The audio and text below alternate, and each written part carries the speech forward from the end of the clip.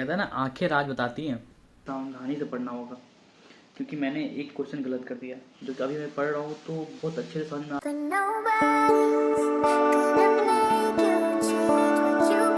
Hey guys, welcome to my vlog. I hope कि आप लोग अच्छे होंगे और आई होप कि आप लोगों को ये व्लॉग अच्छा भी लग रहा होगा। और मैं आशा करूँगा कि आप ये ब्लॉग पूरा देखें, क्योंकि इसमें ऐसी चीज़ें हैं, ऐसी बातें हैं कि जो आपको अपनी लाइफ में इम्प्लीमेंट करेंगे तो आपके लिए बहुत हेल्पफुल होगा। और जो एस्पायरेंट है, जो किसी चीज़ की प्रिपरेशन करते हैं, उसके लिए तो बहुत ज़्यादा हेल्पफुल होगा। तो पूरा देखें। आइए शुरू करते हैं। ऐसा मुझे ही लगता है कि आर्ट एंड कल्चर बहुत ज़्यादा हार्ड है, या सबको ही लगता है, क्योंकि यार इसमें हर चीज़ याद करना पड़ता है।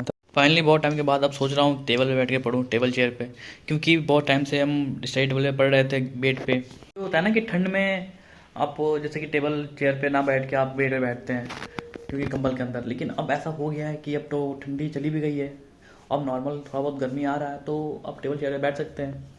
क्योंकि मेरा सीन ये था ना कि अगर हम टेबल चेयर पे कंबल लेके बैठते थे ना, तो मुझे नींद ही आती थी और कुछ नहीं आती थी। इस वजह से मुझे बेड पे बैठना पड़ता था। तो कंटिन्यू सोचो, दिसंबर जनवरी फेब तक मैं यहाँ पे बैठा बेड पे। लेकिन अब सोच रहा हूँ कि अब टेबल पे बैठूँ, क्योंकि अब घुटने में, पैर में बहुत ज़्यादा दर्द हो गया है। दर्द इन द सेंस क्या है, तो पैर मोड़ के बैठने से और फिर बार बार सीधे स्ट्रेट करके रखने से मतलब कि दर्द हो जाता है। जो भी इनके परमानेंट बैठते हैं ना, जो कोर पेरेंट है, तो उनको ये प्रॉब्लम होनी ही होनी है। और पीठ में दर्द होना ये भी लाजमी है। तो ये चीज़ जो होने लगा, अब अति ऊपर होने जा, सिर के ऊपर होने गया ये चीज़, दर्द मेरा। तब सोचे कि आज से टेबल चेयर पे बैठेंगे। और तो जल्दी जल्दी अब इसको अरेंज करते हैं टेबल को, क्योंकि इतने बुक्स पड़े हैं, एक जगह करना पड़ेगा, क्योंकि टेबल चाहिए भी खाली, जिसपे मैं पढ़ सकूँ बढ़िया से। वैसे बाकी तो ये है, सबका अलग अलग करके मैंने रखा है कि ये सीसाइड का है, ये अपना साइंस एंड टेक का नोट्स है, फिर ये अपना आर्ट एंड कल्चर का है, फिर अपना ये अलग है, फिर ये अपना ये अलग है। तो सबको एक जगह करना होगा, इस टेबल पर रखना होगा, उसके बाद से जाके फिर अपना पढ़ाई करना होगा।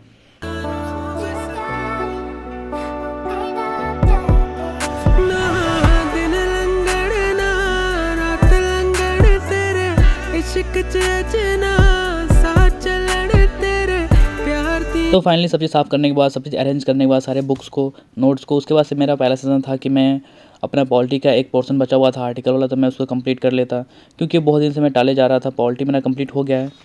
उसके बाद से मेरा दूसरा सेशन था कि मैं सोचा कि सीसाइट का कॉम्प्रहेंशन करूं, जो प्रीवियस ईयर क्वेश्चन पेपर है मेरा, क्योंकि मैं उसके बाद देखा नहीं था। तो मैं सोचा था कि पहले इसको देखूं कि इसमें कैसे क्या क्वेश्चन थे और मैं कैसे अटैम्प्ट किया हूं, और मैंने क्या गलतियां की है और क्या गलतियां दोबारा नहीं करनी है।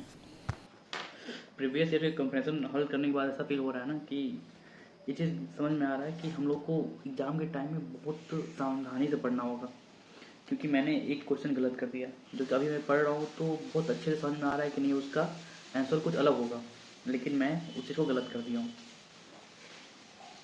तो मतलब यही होता है ना कि प्रीवियस ईयर क्वेश्चन पढ़ने का मतलब यही होता है कि अगर आप प्रीवियस ईयर क्वेश्चन पढ़ रहे हैं, मतलब आप प्रीवियस ईयर क्वेश्चन पढ़ रहे हैं, इसका मतलब ये होता है कि आपको पता चल जाता है कि आप कितने लेवल में हैं, आपको क्या गलतियाँ दोबारा नहीं करनी है। क्योंकि ऐसे नोट्स वोट्स पढ़ते हैं तो चल जाता है, लेकिन प्रीवियस ईयर क्वेश्चन पेपर करने से ये पता चल जाता है कि एग्जाम टाइम में आपको कैसे मैनेज करना होता है अपना टाइम का, फिर अपने कितनी स्पीड पढ़ाना है, कितना स्पीड रखना है। जैसे मैंने अभी एक कॉम्प्रहेंशन पढ़ा जो कि इजी था, उसका आंसर अभी तुरंत आ गया, लेकिन मैं अभी देख रहा हूँ तो चेक कर रहा हूँ तो वो मैंने गलत कर दिया है, जल्दीबाजी के चक्कर में। तो इसलिए लास्ट टाइम में तो आप अच्छे से टाइम निकालें और अपने एक दो टेस्ट अच्छे से दें, पूरा फुल टेस्ट अच्छे से, दो तीन टेस्ट तो देंगे दें, कि जो गलती आपका पहले रह गया है वो गलती आप सुधार लें उस समय एग्ज़ाम के टाइम में क्या करना है, ये चीज़। तो सी सेट प्रीवियस ईयर क्वेश्चन ये मैंने सही करा है मुझे लग रहा है, लेकिन ये वाला मैंने गलत कर दिया है। तो मतलब ये चीज़ उसके लिए है कि जो एक दो अटेम्प्ट दे चुका है तो वो अपनी गलती पर ध्यान दें कि हाँ क्या गलती किया है उसने, क्या गलती करनी नहीं है उसको। वो चीज़ जो दो तीन बार दे चुका है उसके लिए। लेकिन जो नए हैं, अभी जो पहले अटेम्प्ट देने वाले हैं, तो उसको इसे ध्यान रखना होगा कि टेस्ट अच्छे से दें और पूरा फुल टाइम में दें। और उस समय खुद पे ध्यान रखें कितना स्पीड रखना है, क्या आपको स्ट्रेटजी लगाना है एग्ज़ाम के टाइम में, क्योंकि वो बहुत इंपॉर्टेंट करता है। क्योंकि मेरा पहला अटेम्प्ट ऐसे ही चला गया था, क्योंकि मुझे अपनी स्पीड पे कंट्रोल ही नहीं था। तो मेरे अच्छे से क्वेश्चन में अटेम्प्ट ही नहीं कर पाया था, मतलब कि पूरा 2 घंटे में अच्छे से क्वेश्चन अटेम्प्ट नहीं कर पाया था, क्योंकि यूपीएससी के क्वेश्चन बहुत बड़े बड़े होते हैं। वो लाइनर तो होते नहीं है कि 1 लाइन पढ़ो फिर 4 ऑप्शन फिर देख के हटो, ऐसा होता नहीं है। तो ये चीज़ ज़्यादा मायने रखता है। तो जो नए हैं उन लोग के लिए है कि वो ज़्यादा से ज़्यादा ध्यान दें अपनी स्पीड पे। वो बोले मई में पूरा मई टेस्ट दे, वो चल जाएगा, लेकिन टेस्ट दे। फाइनली ये पोर्शन कंप्लीट करने के बाद मैं खाना खाने चला गया। फिर खाना खाने के बाद मैं सीसैट को लेकर बैठ गया, क्योंकि सीसैट भी बहुत ज़रूरी है। नेक्स्ट ईयर का सीसैट ने तो रुला दिया था, तो इस समय कोई गलती नहीं करनी है, तो इस वजह से इस पर ज़्यादा ध्यान दे रहा है। ऐसे ऐसे कुछ चीज़ें होनी चाहिए घर में जो रात में 12 बजे आप खा सकते हैं, क्योंकि रात में बहुत भूख लगती है या खाने कुछ मन करता है। वैसे मेरी मम्मी गई थी एक मंदिर हनुमान धाम, जो कि यहाँ पे लखनऊ में एक बजरंगबली का मंदिर है, जो बहुत अच्छी मंदिर है, नई नई ओपनिंग हुई है। तो वहीं से सब लेके आई थी, और ये फूल वूल भी। ये देख के मुझे अच्छा लग रहा था कि चलो कुछ स्टार्ट किए हैं, टेबल पे बैठना तो अच्छा चीज़ मिल गया है।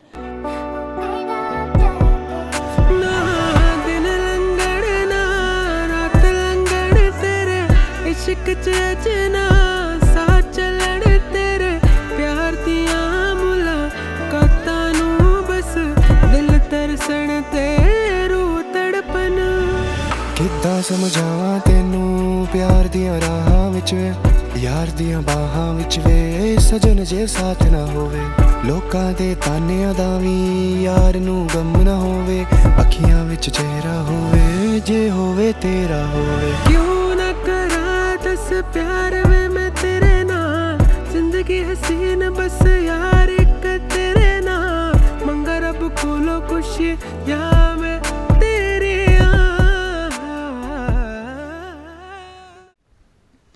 कहता है ना, आंखें राज बताती हैं। देख लो कितनी सूझ रही हैं आंखें।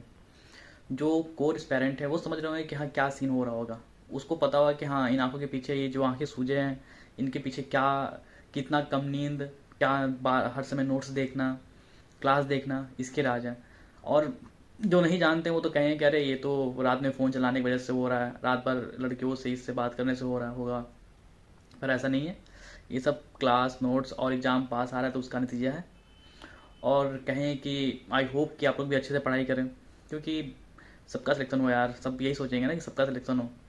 कब तक ये स्ट्रगल वाली दिन कौन झेलेगा? हमसे तो नहीं होता यार। हमें लगता है कि जल्दी कैसे भी करें, फिर ये दोबारा ये टाइम ना आए कि फिर दोबारा एक साल फिर करें। होता है ना, जैसे कि एक साल जो स्ट्रगल झेल रहे हैं, ऑफिस घर जो आप स्ट्रगल झेल रहे हैं अपने लाइफ में, उसको दोबारा फिर से अगले साल अगर ना निकले तो फिर रिपीट करना होगा उसी चीज़ को। कुछ नया तो नहीं होने वाला है, इतना तो पता है। क्योंकि जो यूपीएससी के पीछे पागल हुए हैं वो तो कुछ नया नहीं करेंगे, क्योंकि उनको पता है कि नहीं इस साल नहीं हुआ तो अगले साल होगा। फिर अगले साल और मेहनत करेंगे सब, और अपने टाइम को और मैनेज करेंगे सब, और ज़्यादा अपने पढ़ाई को देंगे सब। तो यूपीएससी वाले के लाइफ में ऐसा कुछ होगा नहीं। तो बेहतर है कि आप सपोर्ट करें हमें। आप सपोर्ट करेंगे तो शायद मैं और अच्छा कर पाऊँ। और होता है ना कि ऑफिस छोड़ के घर बैठूँ, घर बैठ के पढ़ाई करूँ, क्योंकि ब्लॉग अच्छा चले तो अच्छा इनकम हो, तो फाइनेंशियली सुना हो मुझे, तो मैं ऑफिस छोड़ के पढ़ सकता हूँ अगर आप चाहें तो। वीडियो अच्छी लगी हो तो लाइक शेयर एंड सब्सक्राइब। तो बाय।